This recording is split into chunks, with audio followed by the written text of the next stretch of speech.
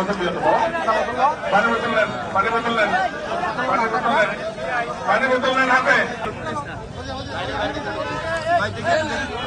আমাদের এমপি সাহেবের হাত থেকে নেন।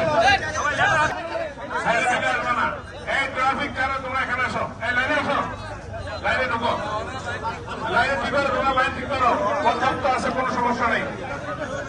আর আসবেন না কিন্তু চরপেশন উপজেলা বিএনপির পক্ষ থেকে আজকে গ্রেপ্তার দিচ্ছেন আমাদের মাননীয় সংসদ সদস্য চরপেশন মন্ত্রণা থেকে আপনারা তাকে সুপ্রিম কোর্টের মধ্য দিয়ে আপনারা নির্বাচিত করেছেন।